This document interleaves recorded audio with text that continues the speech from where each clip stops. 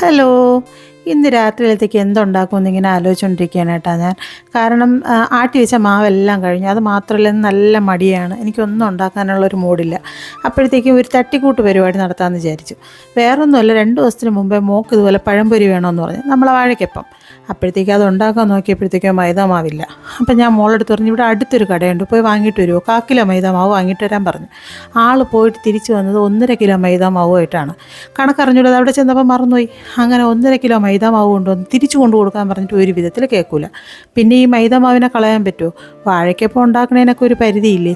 അപ്പം ഞാൻ വിചാരിച്ച് ഇത് വെച്ച് എങ്ങനെയെങ്കിലും ഒരു ദോശ എന്തെങ്കിലും ഉണ്ടാക്കി ഇവരെ കൊണ്ട് തീറ്റിക്കണമല്ലോ. അങ്ങനെ ഇന്ന് ദോശ ഉണ്ടാക്കാമെന്ന് വിചാരിച്ചു. കൂടെ കുറച്ച് കണവ ഉണ്ടായിരുന്നു, അതിനെ റോസ്റ്റും ചെയ്തു. സംഭവം മൈദ മാവാണെങ്കിലും നല്ല ടേസ്റ്റാണ് കേട്ടോ. എല്ലാവർക്കും നല്ല ഇഷ്ടപ്പെടുകയും ചെയ്തു, ആവശ്യത്തിൽ കൂടുതൽ ചിലവാകുകയും ചെയ്തു. പിന്നെ കണവ റോസ്റ്റൊക്കെ എല്ലാവർക്കും ഉണ്ടാക്കാൻ അറിയില്ല, അതുകൊണ്ടാണ് അതിനെക്കുറിച്ച് വിശദീകരിച്ച് പറയാത്തത്. അപ്പോൾ ഇത്രയൊക്കെയുള്ള ഇന്നത്തെ വീഡിയോ, എല്ലാം പറഞ്ഞ പോലെ.